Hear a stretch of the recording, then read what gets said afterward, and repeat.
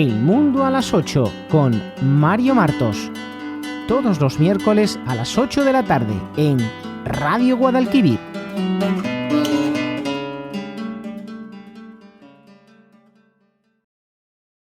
Durante el siglo pasado fue muy popular una ocurrente expresión: tener más cuento que calleja.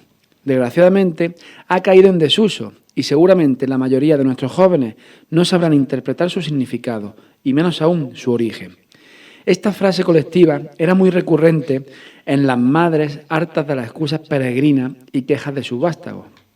También la escuché infinidad de veces cuando se desarrollaba un encuentro futbolístico y se producía una falta sobre algún jugador, que cuanto más se retorcía en el suelo, tanto más se exasperaba el respetable y al final se oía en boca de alguno de los parroquianos aquel entrañable dicho. Su origen está en el trabajo de don Saturnino Calleja, un burgalés que vivió a caballo entre los siglos XIX y XX. Hoy, los cursis dirían de él que fue un emprendedor de éxito. Fundó la editorial más popular de las Españas, y lo digo en plural, porque por aquel entonces aún nuestra nación se extendía por 4 continentes. Pero no solo este hombre de letras fue un empresario, sino todo un filántropo y pedagogo, que se volcó en apoyar la labor de los maestros y se preocupó enormemente por la instrucción de los niños. Para este fin, posibilitó que la lectura llegase a todos los hogares mediante sus cuentos. La novedad de este artículo era que por muy poco dinero se podían adquirir unos atractivos libros de pequeño tamaño con ilustraciones de alta calidad, que inducían a coleccionarlos. En la actualidad, vivimos sumidos en una etapa de extinción de la clase media. Ocurre algo equiparable a lo que sucedió con aquellas especies de homínidos que estudiamos en el colegio y que fueron suplantadas por otras nuevas. De igual modo percibimos que tal como surgió ese nivel social, poco a poco está desapareciendo. La clase media tomó vigor en la España del desarrollismo. Se señoreó durante la llamada etapa de la sociedad del bienestar, cuando se alcanzaron unos derechos que ningún trabajador antes llegó a soñar, y donde, hasta cierto punto, había un sano equilibrio entre el coste que suponían los impuestos a los que se sometía la población con los servicios públicos ofrecidos. Pero llegó el gran mito del consenso y con él un paulatino atraco no solo fiscal, sino de la opinión pública, a través de la coacción a la hora de poder entablar un debate sobre aquellas cuestiones que el consenso ha elevado hasta hacerlos actos de fe. Nunca una palabra fue más dañina para los españoles que consenso, pues en lugar de ser acuerdos que sirviesen para ahondar en las ventajas y libertades que estaba obteniendo la población, estos pactos fueron un entendimiento entre las élites políticas y económicas, que se ocuparon hábilmente de conducirnos a unas políticas de pobreza inducida a largo plazo, que hoy vemos más patentes que nunca. La primera piedra que inicia esta maquiavélica obra fue el consenso constitucional, en el que se fundamenta el estado de partido que soportamos hoy, donde lo importante no es el ciudadano, sino el partido, sus intereses, ganar elecciones y mantenerse en el poder. ¿Para qué? Para crear una sólida clientela que vuelva a dar la victoria electoral, no a través de la virtud, sino de la necesidad. También de la Carta Magna procede otro de los consensos, el del Estado de las Autonomías, en el que la idea generalizada es la de que nos ha traído la más beneficiosa gestión que jamás hayamos tenido. Otros consensos de la élite que nos han traído hasta aquí fueron los de la OTAN, que subyugó nuestra política exterior a intereses extranjeros, el de la entrada a la Unión Europea, que acabó con la soberanía política y energética, desindustrializó España y está acabando con nuestro sector primario. También se vendió como un éxito la entrada en el euro, sin tener ni de lejos un nivel económico equiparable al de las otras naciones que ya hacían uso de él.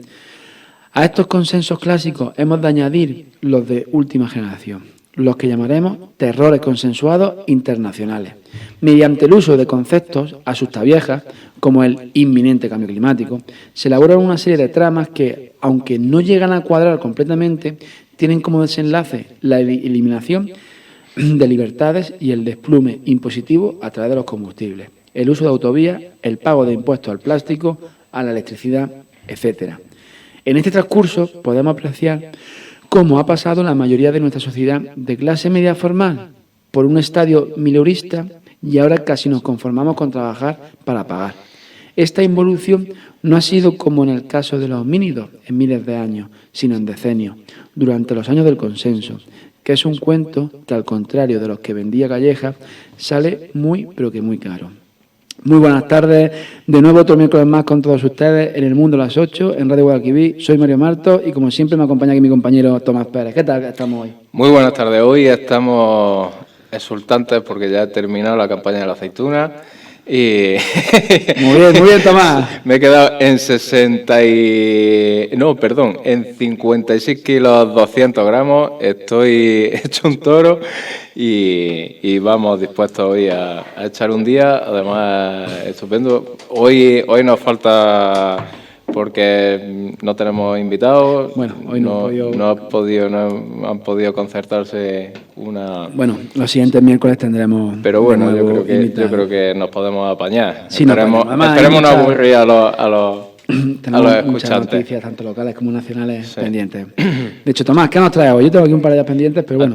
A ti te habrá dicho tu madre muchas veces que tienes más cuento que Calleja, ¿no? Lo digo yo. Lo dices tú también.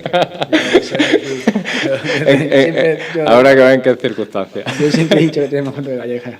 Sí, no, es buena. He sido mucho de dichos populares. Sí, no, además el refranero español es indudablemente un pozo de sabiduría y muchos de esos refranes los recoge la gran obra en español que es El Quijote. También digo lo de que veo menos que Pepe Leche. Que Pepe Leche, yo sí, verdad que... Me cría en un pueblo, soy de pueblo. Soy de la España rural, en verdad. De la buena España. Y bueno, pues ya vemos que sí, que hay mucho cuento. Hay muchos cuentos que nos cuentan y entramos al trapo y bueno, nos creemos muchísimas cosas. Nos vendieron lo de la Unión Europea, que sería... estupendo, nos vendieron también... Mira, hablando de la Unión Europea, sí. Del euro, no de la Unión Europea, perdón, del euro, solo Alemania, decía, en el informe este que hicieron a los 20 años, Alemania y Holanda, la renta per cápita de cada ciudadano había aumentado, pero en cambio, el resto habíamos perdido. Es decir, que aquí nos tangaron a todos, pero especialmente, por supuesto, España, porque es verdad que no llegamos a ese nivel de vida que nos pedían. En cambio, los salarios no han subido y los precios sí que han subido un 40% en estos 20 años. Y hablando, aparte del nivel de vida, Funca ha sacado unos datos que dicen que la calidad del empleo en España es un 10% inferior a la media en la Unión Europea. Con lo cual que ya vemos que ni en temas laborales, que vamos a hablar ahora de los temas laborales, que es el último cuento que nos ha contado y es el último consenso, que también era de lo que estábamos hablando, porque cuando se habla de consenso hay que temblar. El último consenso ha sido con los barraganes. ¿Tú sabes lo que son los barraganes? No, bueno, pues los barraganes es también una palabra clásica de la literatura española y de pues los barraganes era la típica esa que decían, eres la hermana del cura.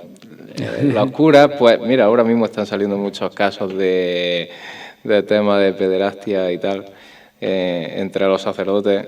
Y bueno, in ile tempore, lo que hacían era que tenían a una barragana, que era la que decían que era la hermana del cura y era su amante, digamos. Como no se podían casar, pues tenían... Y muchas veces iban la hermana y la sobrina era la hija del cura también.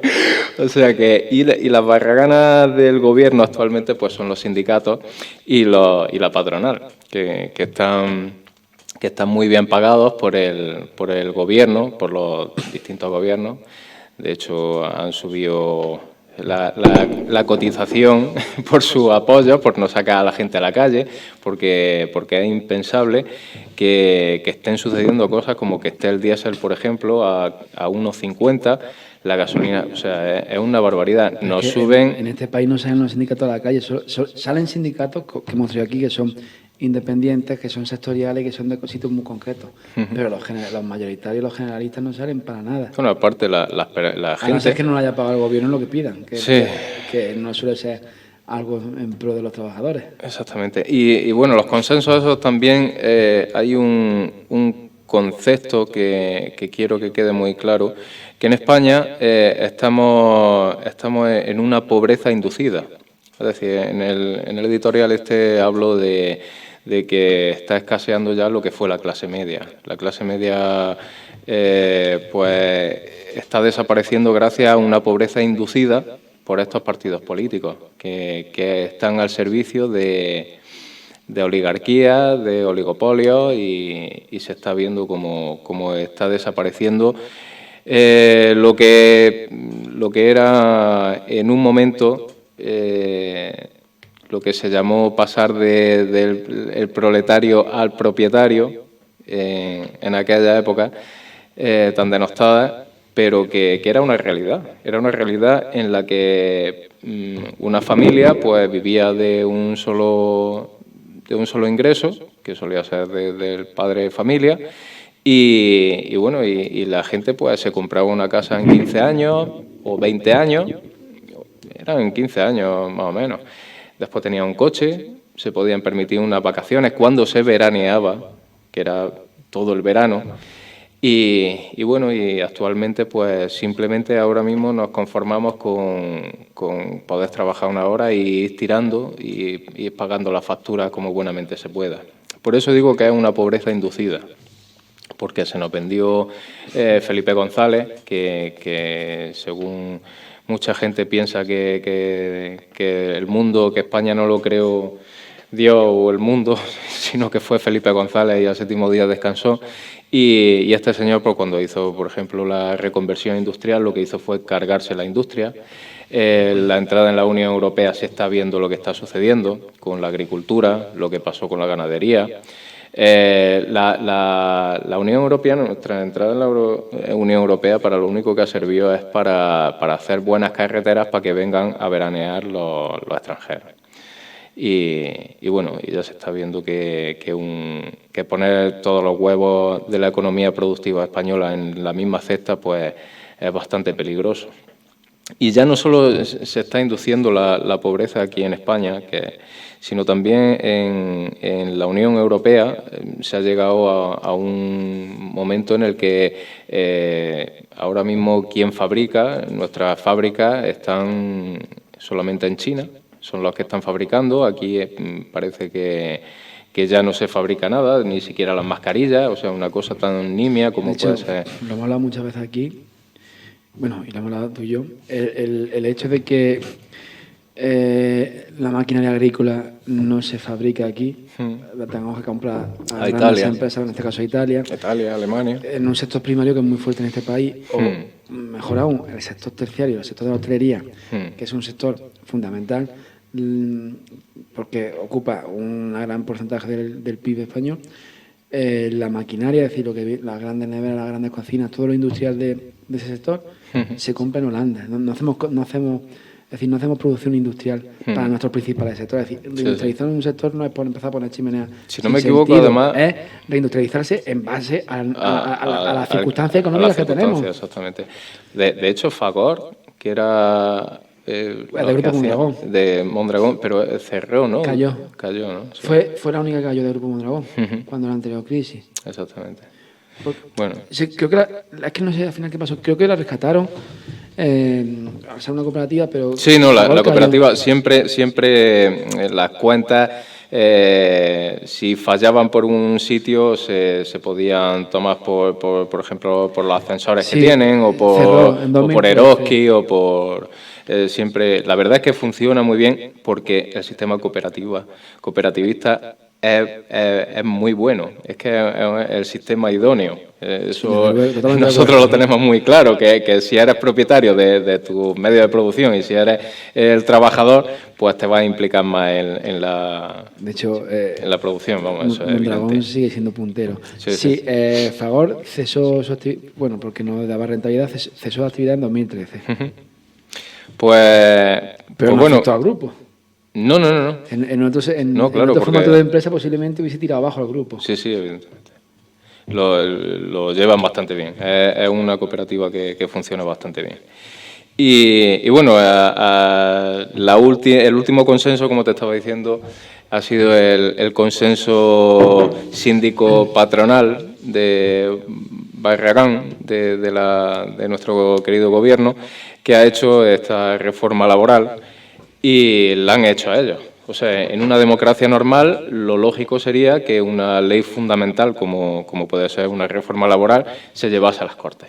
Y entonces ahí se puede discutir. Entonces hace una propuesta el gobierno, la puede haber hablado con sindicatos y patronal y tal, pero que se trate ahí, no que lleguen un decreto ley, un decretazo, como decían in illo tempore ellos, al gobierno de Rajoy, que era, además, el decreto ley prácticamente algo dictatorial.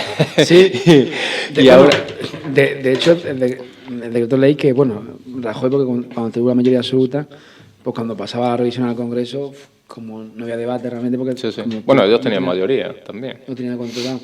Sí, pero ahora como... Y se quejan, y precisamente se quejan de eso. En la izquierda dice que no fue consensuada. Claro que no es consensuado. Es que donde está la Asamblea Nacional... Donde reside la soberanía popular. Exactamente, donde reside la Asamblea Nacional. Esto no es una democracia. Desde luego que no es una democracia. O donde debería de residir el poder soberano, el pueblo soberano en lo lógico sería, si ustedes quieren que se debata aquí, que es donde se tiene que debatir, pues lo ideal es invitar precisamente pues eso a representantes sindicales, además de todos los partidos políticos. Hacer los debates en pleno, en fin, que no tiene por qué ser con los 350 diputados, que se puede hacer en muchos pequeños grupos de trabajo. Bueno, pero aparte, los 350 diputados sobran todos, como se está viendo. Sí, no, sí, es que se podían hacer en una mesa camilla, efectivamente, porque lo que votan todos, además, cuando se hizo la votación, o sea, fue sonrojante lo que sucedió en las Cortes. Era sonrojante porque llegaban y decían el 1 o el 2 o el 3 o lo que fuera. Y aún así se equivocan. Y aún así se equivoca. Además, se ha equivocado. 8.000 euros para eso. Este señor se ha equivocado ya varias veces, por lo visto. Sí, ¿no? A ver si no se equivoca. Además, a ver si no son equivocaciones. Bueno, a ver si es que lo mismo le estaba pasando. Como estaba en su casa, lo mismo le pasó lo que le pasó, no sé si te enteraste, de un congresista argentino que lo pillaron infraganti haciendo cositas con su... y estaba la cámara abierta, él pensando y bueno, fue y a lo mejor se dedica a ser una de esas cosas. Pero bueno, supuestamente el voto telemático, tú votas y votas una vez, después te preguntan otra vez, ¿está usted seguro? Y se confirma. Y en el caso de que no supuestamente tendrían que haberle llamado telefónicamente para cerciorarse. O sea, que eso es verdad que lo quitaron del reglamento. Efectivamente, lo quitaron del reglamento. Bueno, no lo han quitado del reglamento, pero fue... Pero lo modificaron, ¿no? En el tema COVID ya se ve que... Pero yo creo que en el tema COVID, por las circunstancias excepcionales, lo quitaron. Pero aparte, este señor se personó allí en el Congreso y no le dejaron entrar para que hiciera el voto presencial. Sino que eso fue un bananero total. Ha sido un pucherazo que en Venezuela pues ya están acostumbrados los pobres míos a esas barbaridades. Y aquí se ha hecho así, de ese modo. No sé al final en qué quedará la cuestión, pero bueno, están muy contentos de haberlo sacado con un voto fantasma y bueno, pues bueno, después por otro lado es lo que estamos hablando del tema de este domingo. Fíjate, la asociación, no sé si conoces la asociación Demos Libertad. Estos son trevijanistas. Tú sabes que yo tengo cierta querencia por don Antonio García Trevijano, aunque soy crítico en su... Y estuvieron presentando este domingo, se puede ver en una interesante, que está nuestro amigo común Carlos Paz, también estuvo allí presencialmente, estuvo incluso... Ya sé que es en el Ateneo, ¿verdad? Exactamente, en el Ateneo de Madrid. Un estudio muy interesante bajo el criterio de las propuestas que hace en su obra crucial de García Trevijano, que fue la República Democrática, no. Me saldrá después, no recuerdo ahora. Teoría pura de la República, efectivamente. Y entonces, pues, han dividido España, es muy interesante el estudio, además, está muy bien hecho. Lo han dividido en distritos que llamaba, don Antonio lo llamaba mónadas, que serían las circunscripciones que oscilan entre 120.000 y 150.000 personas. Es decir, sería una representación en condiciones y no lo que tenemos actualmente, que son 200 años los que llevamos de provincias, que es una barbaridad. Soria... Es que la provincia nace como una división administrativa para llevar la administración y que funcionen mejor los servicios, pero se está utilizando como una circunscripción electoral. Exactamente. Ese es el problema. Ese es el problema. La provincia como organización administrativa funciona dentro de cabe, no funciona mal. El problema es que hemos hecho circunscripciones electorales en base a la provincia sin tener en cuenta que haya provincias con millones y otras despobladas. Exactamente. Y ahora vamos, en España lo de un voto, un ciudadano, un voto, eso es falso, de toda falsedad. Y ahora vamos a lo siguiente, lo que ha sucedido con los dos diputados siempre se está diciendo Unión del Pueblo Navarro, pero ellos no son de Unión del Pueblo Navarro. Ellos... No. Ellos pertenecen a Unión del Pueblo Navarro, pero ellos se presentaron en la coalición España Suma, Navarra Suma, que eran PP, UPN y Ciudadanos. Sí. Recordemos, Ciudadanos ha votado a favor, UPN supuestamente iba a votar a favor y el PP en contra. Entonces, vamos a lo que estamos hablando. ¿A quién pertenece el representante? ¿A los partidos políticos? A los ciudadanos que han votado en Navarra. Ahí es donde estamos.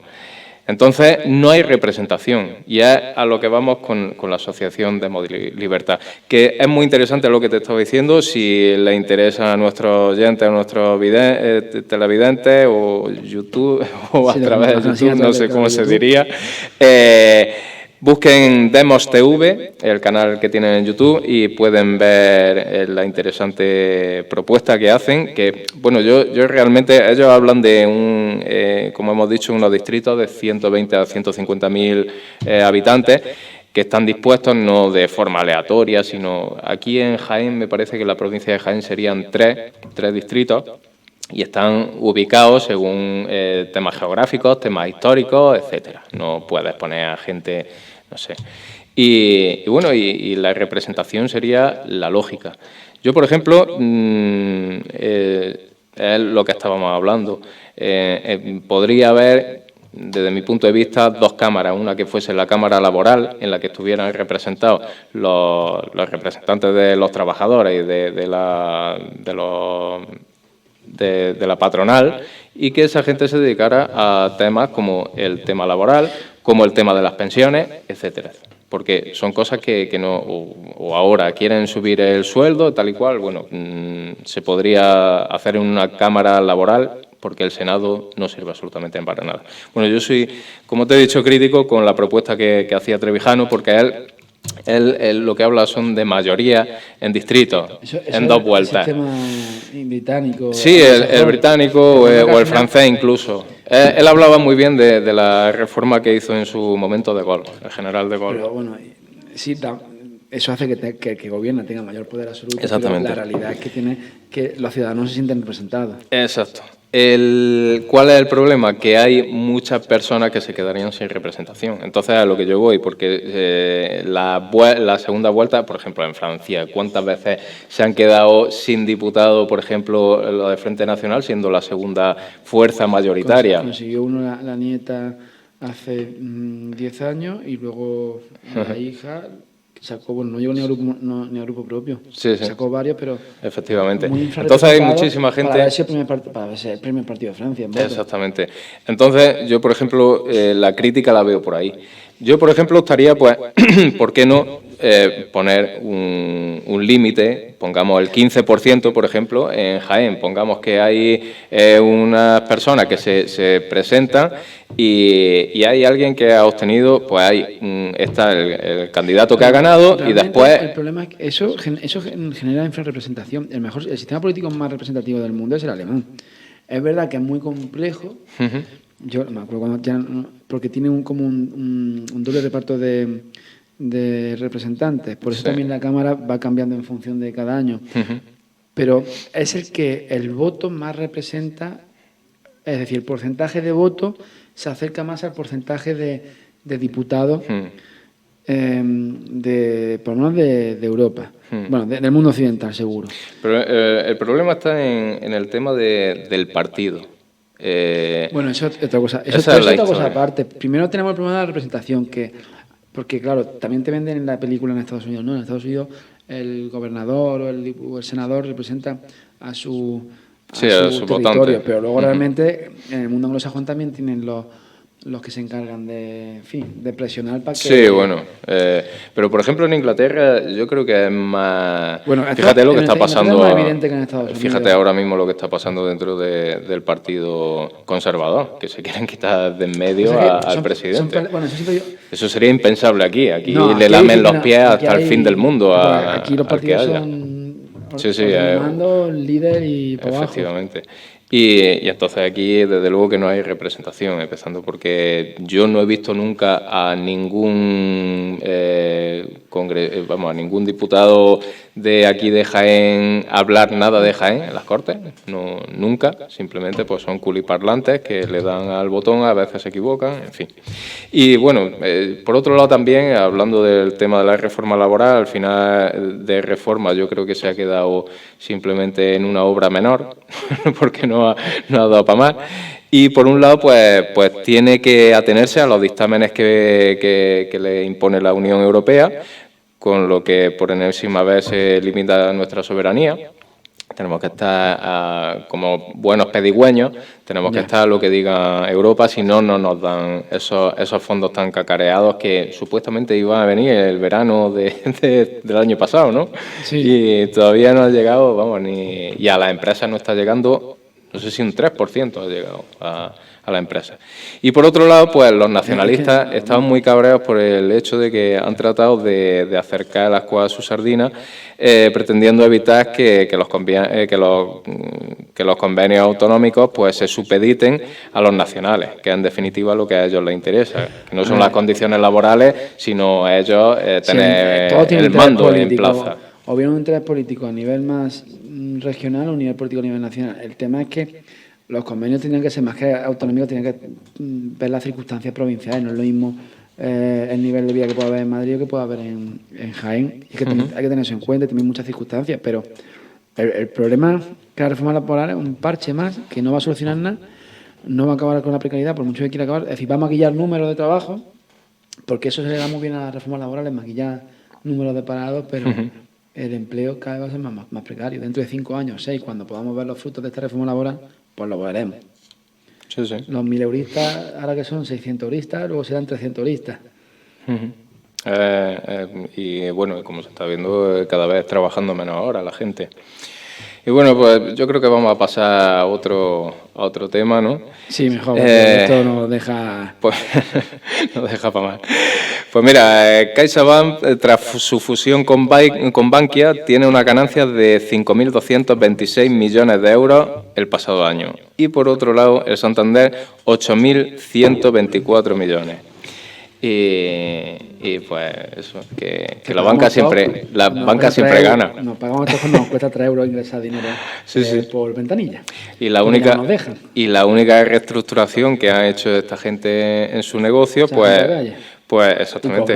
Y cobrar todo tipo ha sido durante estas dos últimas crisis ha sido el despido desde 2008 hasta ahora de 100.000 trabajadores, y el continuo maltrato, pues eso, a sus clientes, como tú dices, con el cobro de comisiones surrealistas, y todo esto ante la impasibilidad de todos los gobiernos y todos los partidos políticos, que absolutamente ninguno ha tratado de decir, oigan, ¿qué sucede con esto? Por ejemplo, sacan una ley, como hemos dicho aquí 300 millones de veces, una ley sobre el tema de los alquileres, que al final recae básicamente en las personas en la abuela que tiene alquilado un piso, etcétera, aunque están también los fondos buitres y esas historietas que se están quedando cada vez con más pisos, pero al final recaen los de siempre, y somos los que tenemos que pagar el pato,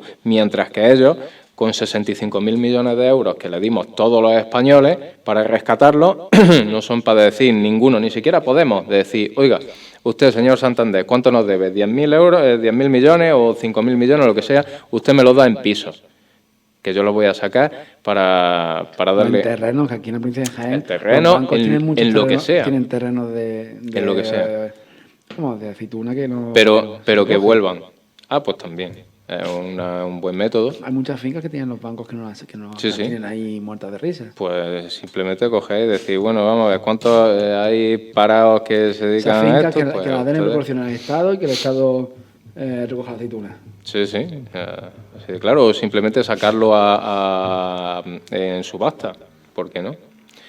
Puede haber 100.000 formas de requerir el dinero. Las campañas electorales, que le deja dinero, pero no se lo pide. Sí, y o bueno... hacer el chanchullo como se hizo creando el Lazaret, que era el banco malo, con todos activos financieros, en fin, malos, que nos llevaron a la ruina, y se supone que es el banco público, igual que Bankia la nacionaliza, para que sea el banco público, pero luego la vendes a la Caixa por 2 duros y no sacas nada a cambio, y te come encima lo negativo. Y el Lazaret, en lugar de por lo menos sacar vivienda pública, oferta de vivienda pública al mercado que hace falta para regular incluso los alquileres, no, se la da a un fondo buitre. Nada nuevo bajo el sol. Después, al final, acaban todos pues en esas puertas giratorias o, fíjate tú, ¿sabías que José Blanco, el que fue ministro de Fomento? El de los maletines de la exactamente, pues no llegó a terminar el instituto y el tío ha montado... Bachiller. Exactamente. Bachiller José Blanco. Bueno, pues, ni eso. No, ni eso, ni siquiera. Pues ha montado una consultora donde se están juntos y revueltos, pues gente del PP, gente del PSOE, gente de Podemos. Allí es donde se inspiran y donde aspira a tomar ese dinero que vendrá de Europa para utilizarlo. Y hoy he escuchado también, pues hablando del maltrato de la banca, este señor Carlos San Juan, que sacó la propuesta esta de Soy mayor, no idiota, ha recogido 600.000 firmas que denuncian pues una transición digital en la que todos nosotros trabajamos para los bancos, igual que pasa, por ejemplo, también en la gasolinera de los fondos buitres, esas que te echas tú la gasolina sin haber hecho, por ejemplo, un curso de prevención de riesgos laborales, que seguramente hayan tenido que hacer los trabajadores de las gasolineras y esas cosas. Sí. Ahora mismo trabajamos para ellos y ellos nos fustigan. Es que nos gusta, se ve que nos gusta. Eso de cuando yo veo en invierno, y menos mal que este invierno no ha sido muy crudo, de ver a abuelos en la calle, en la puerta de la calle, esperando a lo que sea, hacer cualquier transacción en la ventanilla y en la ventanilla que te cobren 2 euros por sacar tu dinero. Somos clientes de ellos. Ellos deberían estar arrastrándose para que nosotros metamos el dinero en ese banco, pero también es lo que pasa a los gobiernos. Tú no puedes hacer un pago en metálico mayor de 600 euros, creo que son ahora, o de 1.000 euros. En tu casa no puedes tener más de 1.000 euros, etcétera, etcétera, aquí etcétera. en Toro lo han retirado. Entonces, cada vez hay menos sucursales.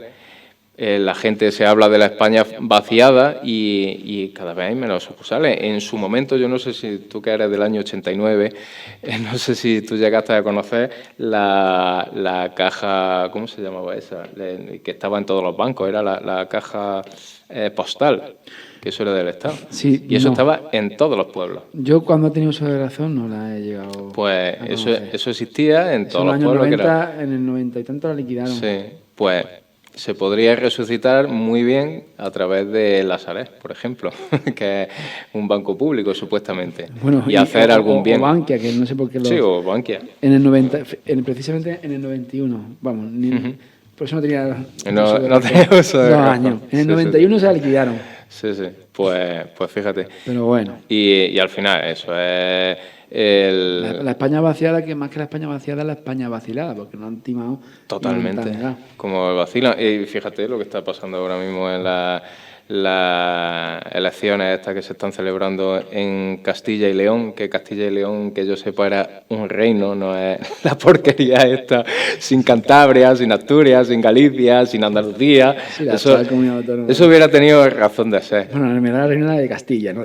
Era Castilla y León. El reino era Castilla y León. Sí.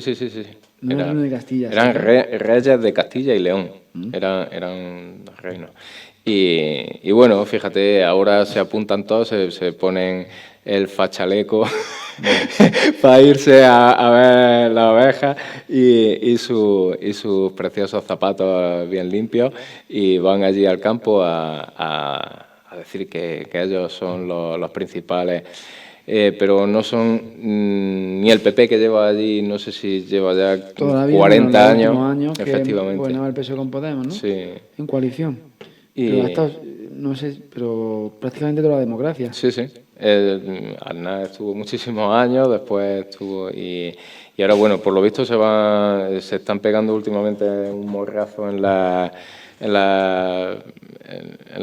esta que están haciendo las encuestas. Bueno, parece que están cayendo 5 puntos. Eso que veremos el resultado.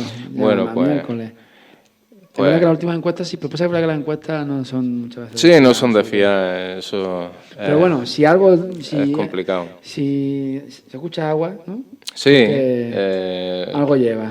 Pero es lo que te digo, que ni el PP, ni el PSOE, ni Vox tampoco, porque hay que decirlo, lo volvemos a decir, ellos que hablan tanto de los agricultores y tal, después a la hora de votar... Mira, si aquí todo el mundo mira al final por sus intereses. Bueno, sí, lo que iba a decir. Sí, no, lo que iba a decir, que a la hora de votar, con los temas de libre comercio con Vietnam, que ahora te voy a contar una cosilla de Asaja Sevilla, que es muy interesante. A la hora de la verdad, vota uno que sí, otro que no, y dos se abstienen. Pero el ejemplo es que nadie, absolutamente nadie, tiene vocación de servicio público. Nadie tiene vocación de servir a los intereses generales del Estado. Nadie tiene vocación de estar una temporada siendo ministro, siendo presidente, siendo lo que sea, concejal, y luego retirarse y volver a su función. Que hemos criticado muchas veces. Me acuerdo yo a Ahmadinejad, que estaba chalado, el presidente de Irán. Cuando ese perdió las elecciones, es verdad que es un sistema muy distinto a este, ¿no? Doble sistema democrático y religioso. Su sistema. Pero cuando... Sí, exactamente. Yo no su sistema. Cuando abandonó, volvió a la vida civil. Ese hombre cogía el autobús, ese hombre hacía vida normal. Sí. Aquí tenemos el ejemplo. ¿Por qué dominan por su interés? El ejemplo lo tenemos en Jaén. Lo que llaman las plataformas de la España vaciada, que no deja de ser la otra cara de la moneda al problema de los separatismos.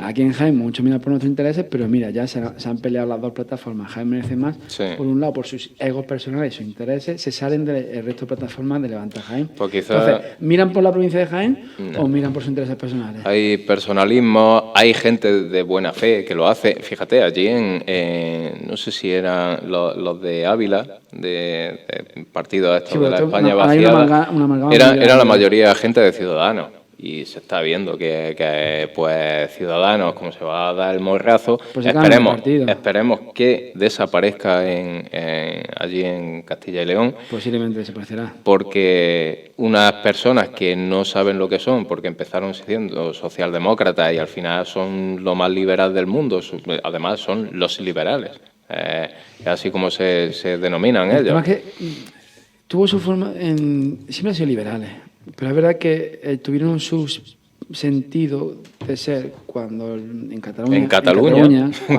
simplemente. Cuando el problema del proceso y del separatismo llegó a su culmen, tuvo su sentido, pero a partir de ahí se le fue la pinza, globalista. No es que se le fue la pinza. De hecho, quisieron copiar un poco el modelo de Macron en España. Vamos a ver, aquí ni los afrancesados en su época, cuando incluso hubiesen hecho más bien que daño, callan bien aquí, mucho menos ahora. Es decir, España tiene una identidad, una cultura política propia. No, pero igual que nos puede dar envidia que en Francia hay muchas revueltas por cada cosa, aquí no vamos a ir nunca en la vida a hacer eso. Tampoco vamos a poder copiar ideas políticas. La función de Ciudadanos, una vez cuando estaba instalada en Cataluña, era muy importante lo que estaban haciendo. Se podía estar más de acuerdo, menos de acuerdo con ellos, pero en el momento en el que se expanden, su función era simplemente derribar a UPyD. ¿Por qué? porque UPyD estaba haciéndole pupa a ciertas élites, metiéndolas en temas judiciales. Entonces había que quitárselo en medio. Al final, bueno, salió la cosa como salió y al final, fíjate. Un partido financiado por la élite, sí. Bueno, más que financiado, Sí, expuesto de cara al público por la élite y... Del IBEX 35, se decía. Desaparece, porque la gente te vota, así. pero llega un momento que la gente... Sí. La gente tampoco es tan tonta como nos tratan los de arriba. Y bueno, y UPyD estaba haciendo un trabajo, pues, en cierta manera honesto y bueno, pues se lo tenían que quitar en medio. Y fue su función. Y bueno, pues... y otro, que sí. muchos quieren luchar contra el problema del separatismo en Cataluña y a la primera de cambio me vengo para Madrid. Exactamente. Como hizo Arrimada, por ejemplo. Sí, ¿Cuánto tiempo para salir corriendo? Ahí se juntó un poco de todo. Primero Albert Rivera, que hoy por hoy parece ser que está en el entorno del PP. Él está trabajando... Por cierto, ha dejado el trabajo. Ah, lo he dejado. Sí, entonces hace un día. lo llegaremos Estaban a ver. descontentos con él, por cierto. ¿Sí? Sí, dicen que no habían cumplido las expectativas que esperaban de él. ¿Qué expectativas? Eso es lo que hay que preguntarse. No sé. Efectivamente, a lo mejor se suponía que les tenía que dar... Eso es lo que me preocupa. Sí. Bueno, pues acabará, me imagino, que en el Partido Popular... Albert Rivera abandona el bufete de abogados que lo fichó y ahora lo acusa de preocupante bajo rendimiento. ¿Qué será el preocupante bajo rendimiento? ¿No habrá conseguido los contactos que ellos querían? ¿O? Seguramente, porque supuestamente la gente que lo conocía antes decía que era un tío trabajador, que era válido, en fin. No es ningún perro muerto como puedan ser otros que conocemos. Y bueno, pues así supongo que lo veremos en los mítines, en los próximos mítines del PP, dando ese apoyo, digamos, igual que, sí, que lo que sería curioso es que se juntaran Rosa Díaz y así en el PP y dándole su apoyo, en fin. Cosas veredes, querido Sancho. La vida política que siempre... Sí. Pues mira, lo que te estaba comentando del tema de Asaja Sevilla, pues mira, ha hecho una lista con los sectores agrarios menos rentables en la provincia de Sevilla, con el fin de obtener beneficios fiscales a través de la reducción de los índices de rendimiento neto en el IRPF, es decir, lo que son los módulos agrarios, donde no se tienen en cuenta los costes, pero sí los ingresos. Entonces, para Sevilla, los sectores más deficientes para el 2021 fueron el arroz, fíjate tú la curiosidad, el arroz y los cítricos. Los cítricos. El arroz que compite actualmente con el arroz de Vietnam y los cítricos que compiten con Sudáfrica. Vaya. Fíjate tú las cosas. Es lo que estábamos hablando antes. De comercio con ¿Y hay algún partido que critique eso? No. Y en Jaén estamos compitiendo con los... El aceite de oliva está compitiendo con medio mundo, al ritmo que vamos. Sí, bueno, en China se está plantando, en el norte de África hay muchísimo.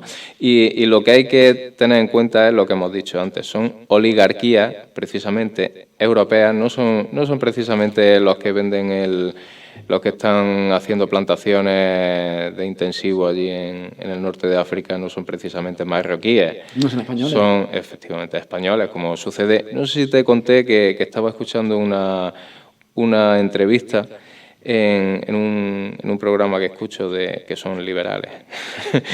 Hay que escuchar de todo.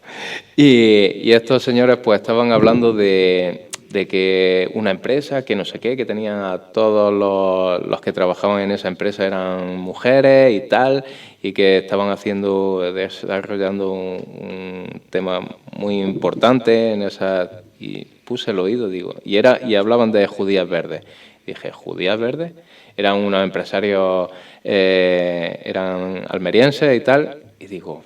Si aquí es que no se produce. Se envasará aquí. No. Y dijeron directamente marroquíes que están trabajando en Marruecos. Digo, estupendo. ¿Por qué trabajan en Marruecos? Pues evidentemente es tan claro como Mano de obra de semiesclava, menos impuestos y nada de aranceles. Vía libre para entrar en Europa. Y encima no tienes que pagar, es decir, no tienes los mismos fitosanitarios, es decir, no tienes la misma exigencia sanitaria que te exigen aquí. Es decir, al final es que nos estamos arruinando nosotros, que luego muy verdes, pero compramos fuera de Europa todo sin ningún tipo de control. Señores que están ahora mismo haciendo campaña en Castilla y León, abran los oídos. Ese es el problema de la España vaciada, la que han vaciado ustedes. Y seguirá vaciándose si seguimos así, con estos criterios. Y a los señores de la derechita valiente, pues que también se enteren. Que ese es el problema que tenemos aquí en España. Ese es el problema. El problema del campo se llama liberalismo económico. La primera premisa, el mercado lo regula todo. Para que el mercado lo pueda regular todo, hace falta una sana competencia. ¿Dónde hay sana competencia? ¿En la banca hay sana competencia? Ninguna. ¿O hay control por parte de detrás de todo? ¿Hay sana competencia? Coño, en el campo, en la venta de productos agrarios, ¿hay sana competencia o está repartido el material entre todos? Si es que en España, cuando te hacen las críticas, que si las macrogranjas, que si los productos de mala calidad, pero si es que la mayor parte del campo está repartido entre pequeños y medianos propietarios, si realmente los grandes propietarios o las grandes empresas tienen muy poquito campo. El problema que la venta pasa por ellos. Entonces al final arruinan entre que es insostenible a la izquierda el pago de fertilizantes y otro tipo de productos, maquinaria, y que luego la venta está centralizada también en los grandes, que no hay competencia. Si no hay competencia, no se puede ganar dinero. Al final, más que propietarios, son trabajadores. Y después también tenemos una problemática bastante grande que sucedió aquí con nosotros, que nos vimos bastante afectados. Gracias a Dios no nos vimos afectados, pero nos echamos la mano a la cabeza con la Xylella fastidiosa. Sí, una época... Exactamente. Y quedaba bastante bien. La Xylella fastidiosa supuestamente vino a través de plantones, no sé exactamente si eran palmeras o algo de eso, pero eran de temas de ornamentales, y venía desde Brasil, por lo visto.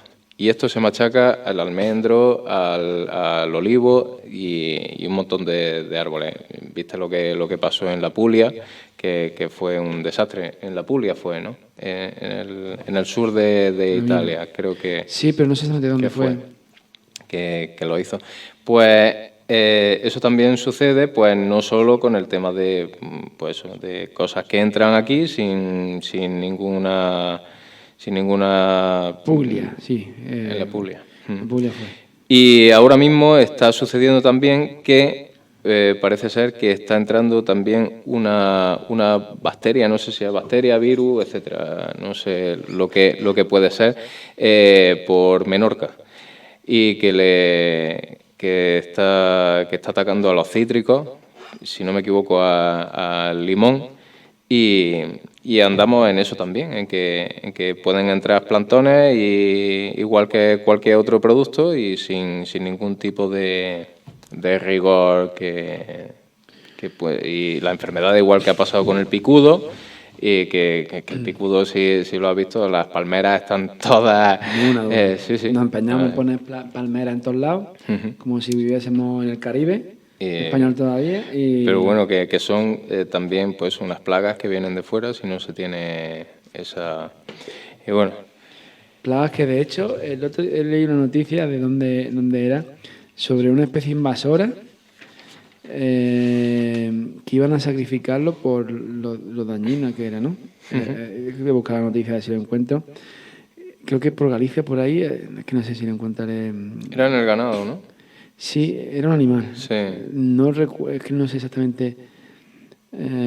Aquí está. En el Principado de Asturias sacrificará el mapache, hallado en un portal de Gijón, por tratarse de una especie invasora y prolífica, es decir, tiene pinta que se tiene que ser bastante peligroso y tiene que hacer bastante daño, ¿no?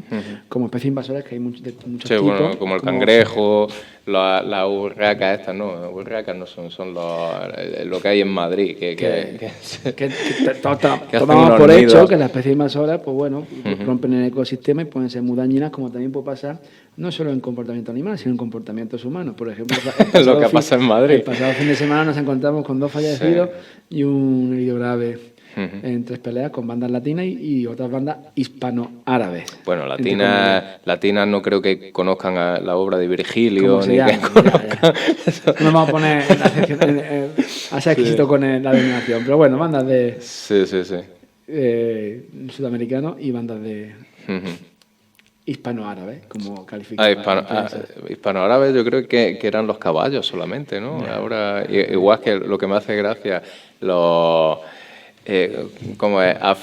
Los afrodescendientes. Un afrodescendiente que es un tío de Ceuta, por ejemplo, o uno de las Canarias. Un americano tiene poca pinta ya de... Pero bueno. Sí, me encanta la palabra esa, afrodescendiente. Lo que queda en la cultura popular, en verdad... Latinoamericano se ha quedado para... es decir, latinoamericano no se reconoce a un italiano, se reconoce a gente de zonas muy concretas de América. Entonces, eso ya es algo que se ha quedado en la cultura popular. Bueno, eso es una cosa que se inventó Napoleón III. ¿No? Sí, Napoleón III cuando puso... De hecho, para incluir a los franceses de allí. Como... Sí, es que realmente un latinoamericano podría ser un tío de Quebec. ¿Sí? Que claro, porque son ellos hablan francés. Italiano. Claro, un tío de Haití, españoles. Sí. Los portugueses. Sí. Y bueno, y portugueses también. Los que hablan lenguas latinas, exactamente. Pues podíamos hablar de los camioneros, pero te voy a decir algo que es muy curioso, que ya han pasado los 6 meses que anunció el gobierno para ofrecer los resultados de la comisión que iban a crear para hacer una investigación del por qué los precios tan altos de la luz, contando con un foro de expertos. En fin, la cosa se queda en tantos anuncios que hacen estos gobiernos, como nadie quedará atrás, y lo de ¿cómo era? El mínimo vital y todas esas cosas, que al final a quién llega, a quién... Y lo prometieron, dijeron que iban a hacer eso, que iban a hacer eso, una comisión, pero se ve que están más interesados en hacer una comisión sobre los curas violadores y esas cosas.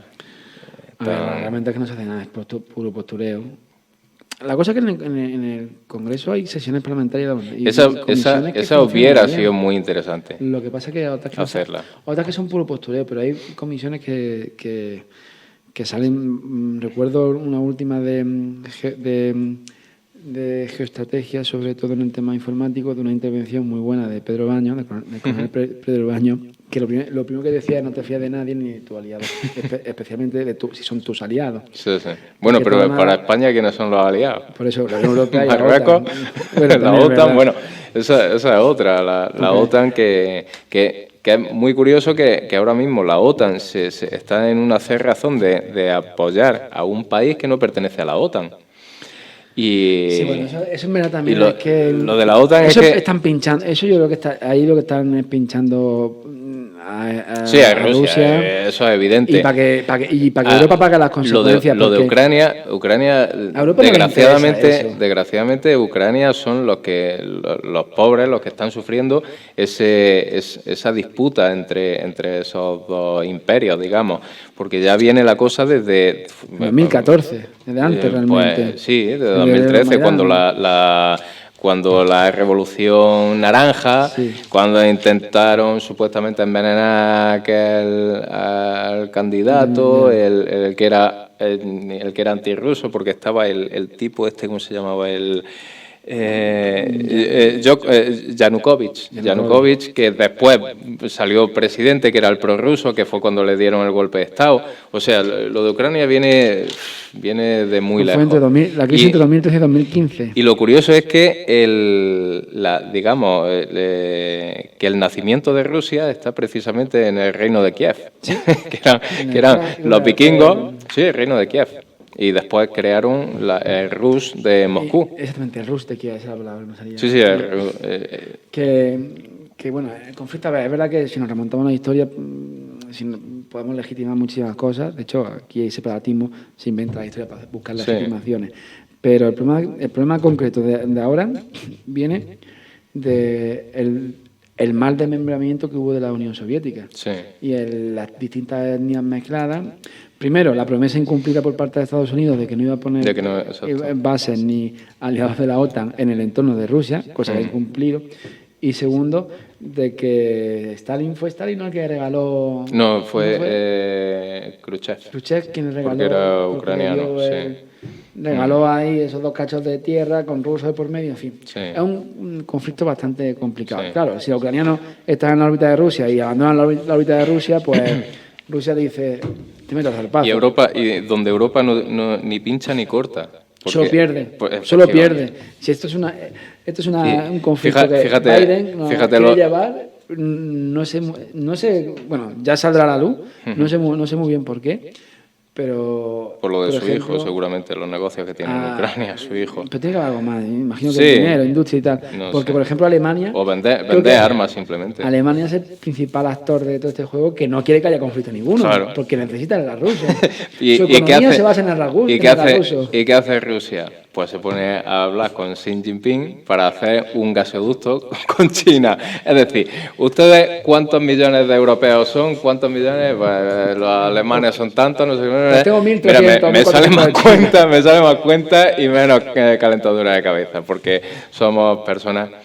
Y después lo de la OTAN es muy curioso, porque en un futuro no muy lejano puede darse lo siguiente, que Turquía pretenda anexionarse, por ejemplo, Chipre. Y porque hay una bolsa de petróleo, y entonces, ¿qué pasará? Porque Turquía es uno de los socios de la OTAN, además uno de los más potentes, y Grecia pues también está dentro de la OTAN. ¿Y ahora qué pasaría? Buena pregunta, muy buena pregunta. O si invadiese Marruecos, Ceuta, Melilla. Bueno, ya lo tienen invadido realmente, porque están simplemente esperando a un cambio generacional. Exactamente. Bueno, pero está claro que al final caerá como fruta madura, porque si, como hablábamos el otro día en Cataluña, pues 1 de cada 2 nacimientos son de afrodescendientes. Y no precisamente de Ceuta o de Canarias. Antes de terminar, que ya nos quedan 2 minutos y nos vamos despidiendo, quería comentar con el tema de Alemania, en una cosa que nosotros por una vez, hemos sido más precavidos con los alemanes, que siempre les ponemos a ellos de ejemplo. Alemania ha sido tan poco precavida que siempre se ha fiado pero por un problema de cultura política. Los alemanes piensan que la política y la economía y los negocios se pueden separar, por eso luego se juntan con el diablo, y en el mundo de Europa del Este la política y la economía van ligados de la mano. Es decir, no puedo hacer negocios con mi enemigo político. Eso es evidente. Eso es así. Eso es cosa que en Occidente no entendemos. Pues se han fiado tanto de Rusia como aliado que no tiene ninguna planta de gasificación para que pueda entrar gas licuado. Eso nos beneficia a nosotros. Exactamente. España tiene 8. Sí. Nosotros nunca hemos fiado del norte. Eso sí que es verdad. Sí. Cosa que Alemania solo se ha fiado de los gasoductos rusos. Pues ahora ahí lo tienen. Bueno, Tomás, de nuevo, un miércoles más. Gracias por habernos acompañado. Les recuerdo que nos pueden escuchar en iVoox también. Que muchas veces hay gente que no lo ve a través de YouTube, pero yo soy de los que mientras estoy trabajando estoy con el pinganillo y me descargo los audios.